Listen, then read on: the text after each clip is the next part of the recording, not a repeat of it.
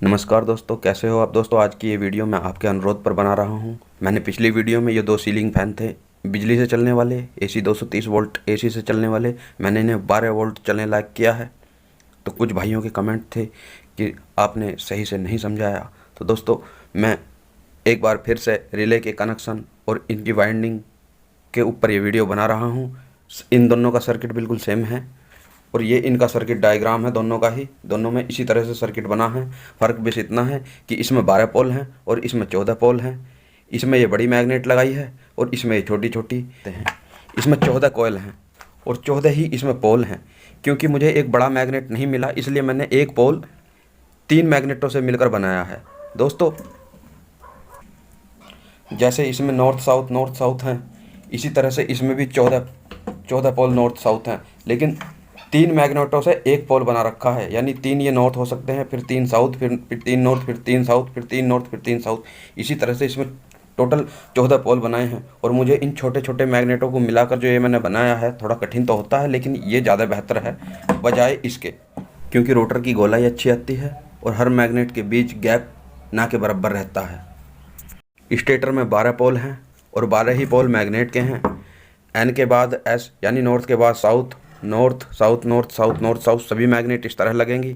दोस्तों, high side का source, लो side का ड्रेन जहां एक साथ कनेक्ट होंगे वो ए पॉइंट बन जाएगा। इसी तरह लो साइड का ड्रेन, हाई साइड का सोर्स मॉस्फेटों का जहां एक जगह कनेक्ट होंगे उसे मैंने बी, आप इसे ए या इसे बी मान सकते हैं। अब दोस्तों, मैंने ए के लिए कनेक्शन निकाल लिया और वाइंडिंग का एक सिरा यहाँ जोड़ दिया और clock anti clock, clock anti clock, clock anti clock के बाद दोस्तों, जब हमारी ये वाला सिरा निकला, ये टिपिंग निकली, तो मैंने इसे बी पॉइंट पर लगा दिया। और फिर जब मैंने वाइंडिंग शुरू करी तो उधर जो ये ए पॉइंट था, मैंने वाइंडिंग की जो बाकी की 7 हैं इनको ए पे ही जोड़ा और फिर से clock anti clock, clock anti clock, clock anti clock का जो ये सिरा निकला, मैंने इसे वापस बी पर जोड़ दिया। दोस्तों, बिल्कुल सिंपल से कनेक्ट। इसी तरह दोस्तों इसमें भी है, क्योंकि लो साइड का ड्रेन सोर्स के साथ कनेक्ट है इधर भी और इधर भी, तो मैंने लो साइड का जो ड्रेन है उसके साथ कनेक्ट किया है। दोस्तों, इसे ए सिरा माना और इस ए सिरे की वाइंडिंग हमने कर दी यहाँ से शुरू, clock anti clock, clock anti clock, clock anti clock और क्लॉक के बाद में ये जो सिरा निकला इसको हमने बी पॉइंट पर कनेक्ट कर दिया। हमने फिर से यहाँ से शुरू करी वाइंडिंग और इस बार हमारा शुरू की टेपिंग ये रही, तो हमने वो वापस ए पर जोड़ी और clock anti clock, clock anti clock, clock anti clock करते हुए हमने ये सिरा निकला, ये वापस बी पर जोड़ दिया। दोस्तों, इसमें 7 के बाद मैंने 2 सिरे निकाले हैं और इसमें 6 के बाद निकाल दिए हैं। ये इस मैं एक सिर्फ वाइंडिंग का बता रहा हूँ आपको। वाइंडिंग इसमें क्लॉक भी है, एंटी क्लॉक भी है, मैंने समझाने के लिए इस तरह से करी है। और फिर दूसरी कॉइल भी इसके पैरेलल आ जाएंगी। मैंने इन दोनों की वाइंडिंग इस तरह से की है। और अब दोस्तों इस रिले के बारे में बात करते हैं।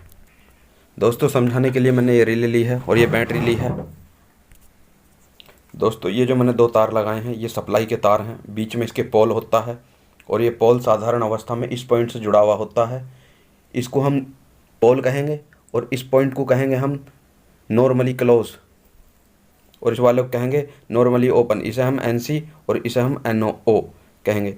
ये जो बीच का पॉइंट है ये साधारण अवस्था में बिगर किसी सप्लाई के ये बीच वाला पॉइंट यहाँ कनेक्ट होता है। मैं आपको दिखा भी दूँ, ये मल्टीमीटर मैंने बीच वाले पॉइंट पर कनेक्ट कर दिया है।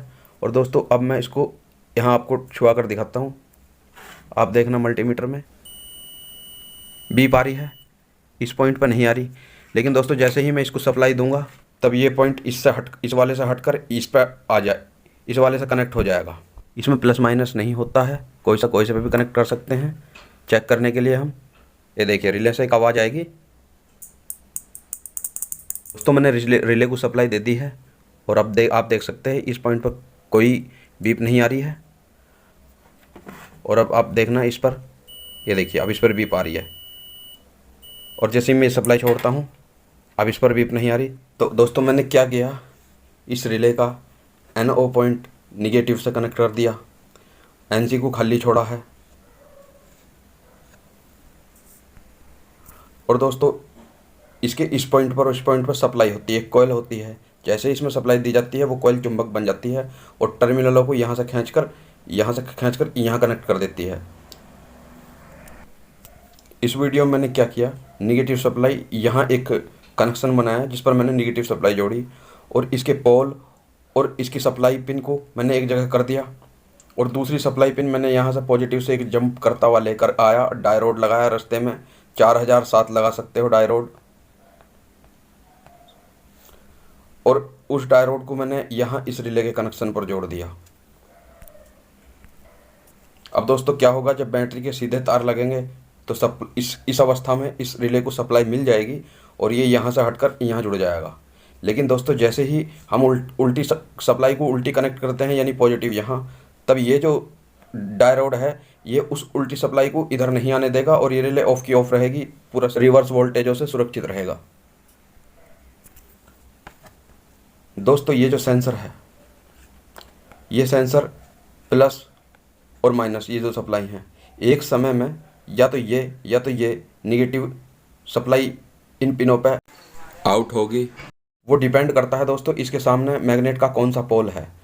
मान के चलिए इसके सामने नॉर्थ पोल है और ये अपनी 2 नंबर पर निगेटिव आउटपुट करता है, तो ये इस पर कोई भी वोल्टेज नहीं होंगे, ना निगेटिव ना पॉजिटिव।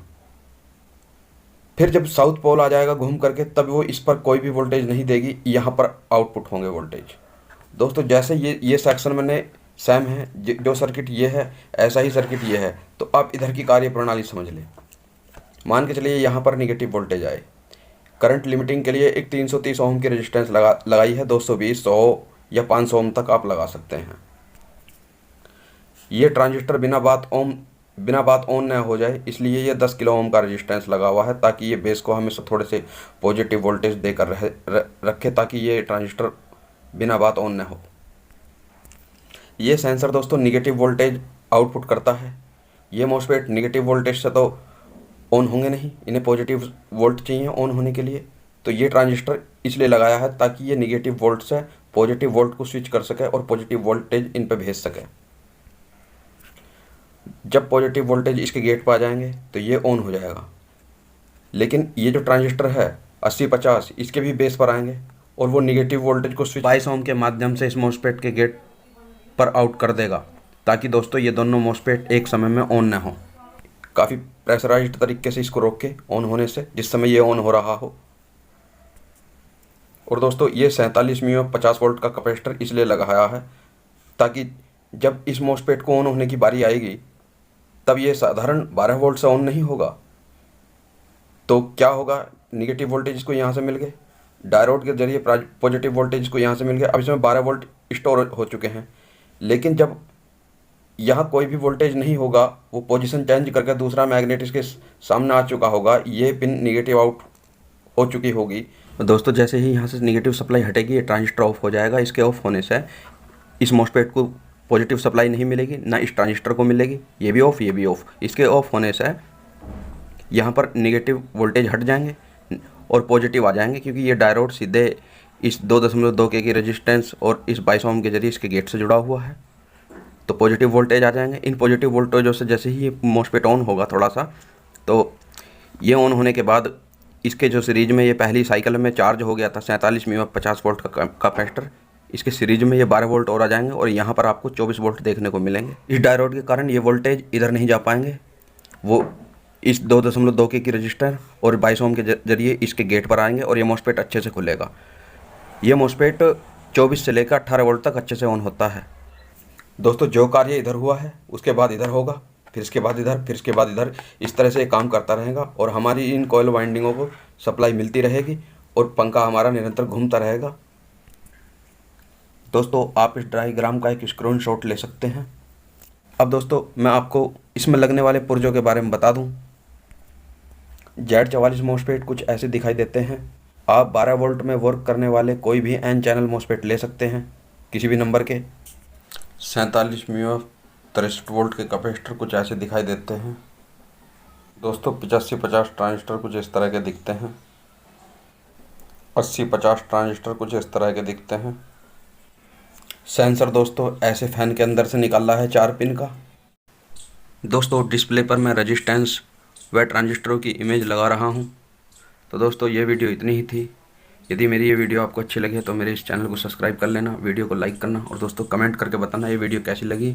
वीडियो देखने के लिए आपका बहुत बहुत धन्यवाद। नमस्कार दोस्तों।